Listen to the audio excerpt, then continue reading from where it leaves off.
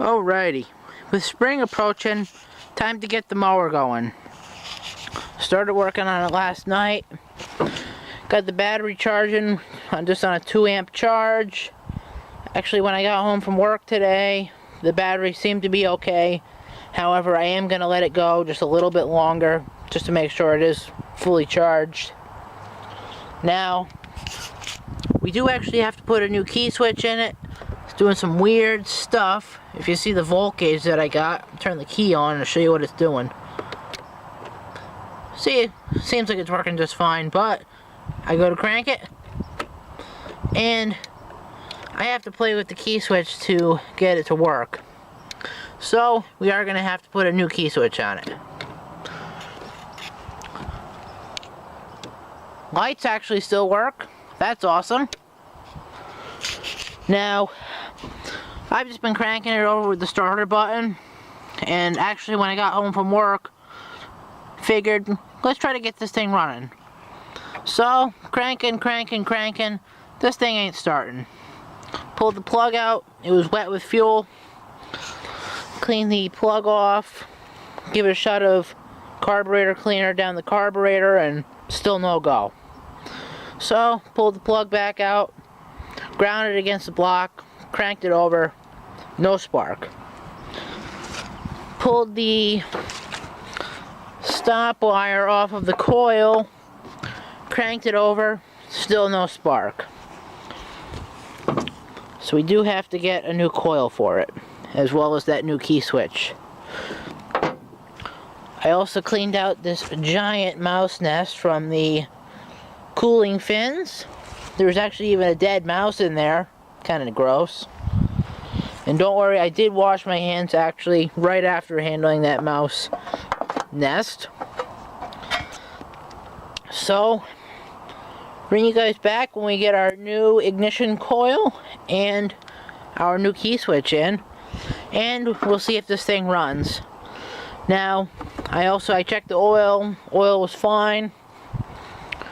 So, like I said, bring you guys back when we get our new key switch and ignition coil, and we'll put that coil on, put the key switch in, get this pig running. Catch you later. Alrighty, back working on the mower again. Got our new key switch, and just got a couple of tools to change it out. A couple 7/16 wrenches to disconnect the battery, and just a number 2 Phillips and a couple of flat blade screwdrivers just to remove the screws from the back of the key switch. First thing I'm going to do, obviously disconnect the battery so we don't have any accidents when we're messing with the key switch. And then start pulling the key switch apart, get her changed out. Bring you guys back when I make some progress. Alrighty, got our new key switch installed now. Battery's hooked back up, and see what's going to happen.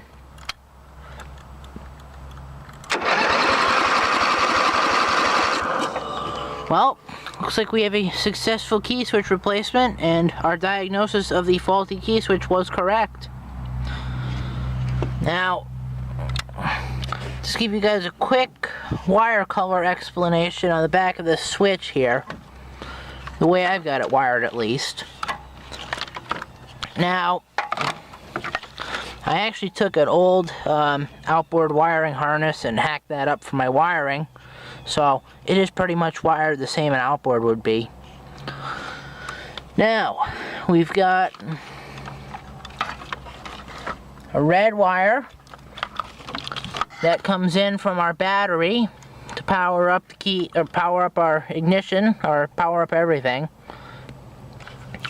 We've got black, which is obviously our ground. We've got a yellow with a red stripe on it. That goes down to our starter solenoid. And we've got our black with a yellow tracer on it. That comes over here to our stop circuit. Now, on an outboard, The red would actually be a red with a purple stripe on it. And that's coming from the outboard, and that's going to be fused back at the motor with a 20 amp fuse. Now, this mower, that actually comes from our fuse block, which has got a 30 amp fuse on it. Or, yeah, 30 amp. And then you would also have a purple with a white stripe on it. That would be your electric choke. When you go to push the key in, that activates your electric choke on an outboard that has one. Actually, it would be on OMC and Mercury. I'm not so sure about any other manufacturers. But, key switch is successfully replaced. We now know that that was the issue. Now, one thing that I notice is that I forgot to completely do is that on the bottom of the old key switch is a drain hole. Now that allows any water to drain out of it. I had it orientated up, so now we know why our key switch failed. So see you guys when we get that ignition coil. We should have that within a few days, hopefully Monday, Tuesday, Wednesday, something like that. So see you guys when we get that, and we'll put it in and see if this pig runs. Catch you later. Alrighty, got a new ignition coil in the mail the other day. I installed it the other night when dinner was cooking. I did have to change the plug terminal that came with it to the angled one. So what we're going to do now, I'm going to put the shrouds and everything back on and see if this thing runs. Bring you guys back when we've got our shroud installed. Alrighty, got the shroud all back on, filled up the fuel tank with some fresh fuel.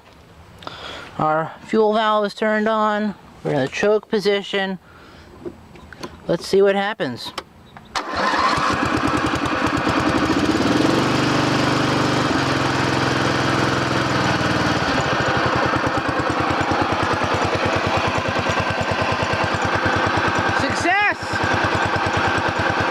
Diagnosis of a faulty coil was correct as well.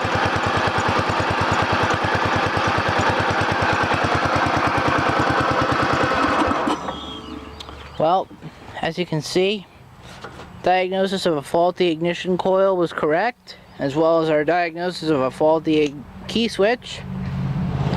I'm going to run this around now, get it hot, change the oil, check all the tire pressures, grease everything up. She'll be good to go for mowing season. So, thanks for watching. Bye.